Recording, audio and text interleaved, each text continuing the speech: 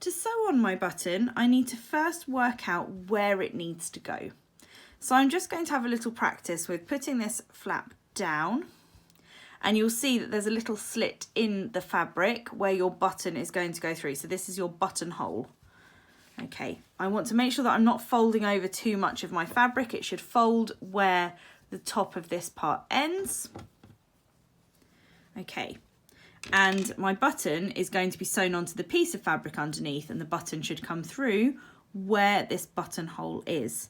So what I'm going to do is, where the buttonhole is, I'm going to use my handwriting pen, and I'm going to just make a dot in the middle of this buttonhole slot. Okay, so I'm just going to poke my pen through, and there should be, yep, there's a nice little dot there. That shows me where the middle of the button needs to go. So I'm going to just flatten that out again. Okay, so my button is going to be going over the top of this dot. It's quite handy with these big buttons because you can almost see through them as you are trying to line up your button. Okay, so I know that my button's going to go around here. What I'm going to do is, I can see that the dot on my fabric is where this middle part of my button should go, which means that my stitches are going to be, and we're almost using the cross stitch here, my stitches are going to be here, here, here and here. We're going to go in and out of these buttonholes. So to get started, I've made sure that I've put a knot in my thread. Now I have done about 3 or 4 knots at the end of this one, because the button is the working part of our project. It's the part that's going to have most wear and tear. So it's going to be tugged and pulled as we open and close our pen pouches. That's why I've just put an extra knot in, just to make sure that's not going to be coming through my fabric. I'm going to put my button to one side. I've got my needle. Okay, this, I'm going to let my needle travel so I can show you how much thread I've got. So I've pulled a long section through. Okay, so I've got about that much thread, which should be plenty. And I'm going to bring my needle, I'm going to use my 1, 2, 3, 4 formation. So it might be handy if your teacher can draw that on the board, just so you remember that pattern of how you are going to be sewing your button on. So I'm actually going to bring my needle out at point 1. So I want you to imagine that that dot that we've drawn is the middle of our section here. So I'm going to bring my needle out just to the bottom left of the dot, and whilst my needle is halfway through my felt, I'm going to slot the button over in the bottom left hand corner, and I'm going to make sure I just pinch it in place. Okay, right, that's where I want my button to be. It looks like it's in the middle of this piece of fabric. Once I'm happy with the position, because at this moment it could move, as soon as I bring the thread through, it could move round. Okay, so if I let go at this point, my button's going to move, and then I think, oh, where am I going to put it? And look, that's gone up to the top.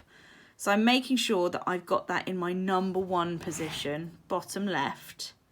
Okay, and if I've got my thread pulled nice and tight, I can see where that is. So one of my favourite facts, well, it's not my favourite fact, I think it's appalling really, is that only 30% of adults know how to sew on a button. And this is why lots of clothes get thrown into landfill every year, because when we have things that break, people chuck them into the bin and they don't know how to fix them. And it can be as simple as a button coming off a shirt, and that's why somebody's throwing something away. So it's a vital skill. I've used this skill as an adult many, many times. So I'm going to go from my number 1 at the bottom left, and I'm going to number 2 in the top right corner. Okay, I'm still holding my button, and make sure I don't stab my fingers.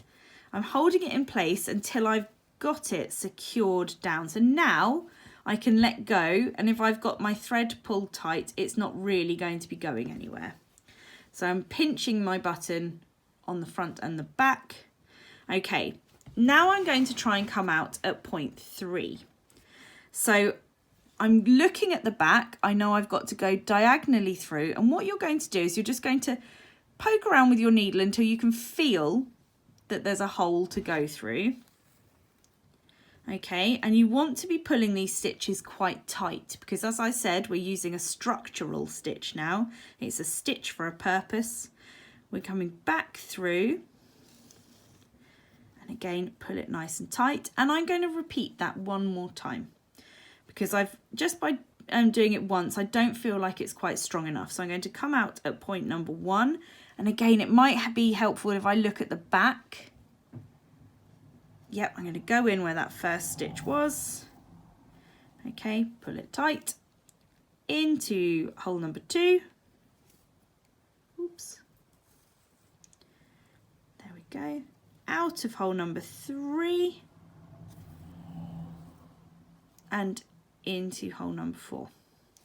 So now if I put my work flat on the table and just try and give the button a wobble, okay, there should be some movement, but it shouldn't be moving any further than this. So I'm going to turn my work over onto the wrong side. I'm going to go underneath these stitches here. Can be a bit tricky. Just let your needle come through like that. I've got my loop, going through the loop and pulling it tight.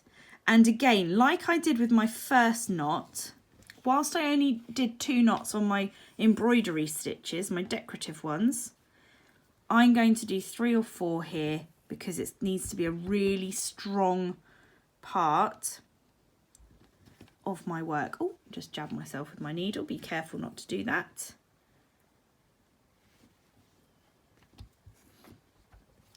There we go. I think that 3 looks strong enough. So I'm just going to snip off my ends using that sharp part of my scissors. And there we have our buttonhole, our button secured on the front.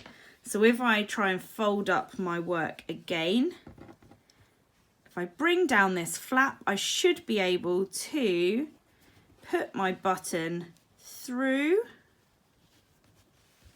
There we go. It's in just the right position. If you're struggling to get your button through the buttonhole, it might be that I've cut it a bit small, so just ask your teacher.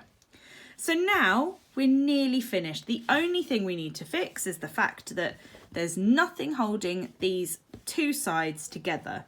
So if I tried to put my pen in my pen pouch, it's just going to fall out.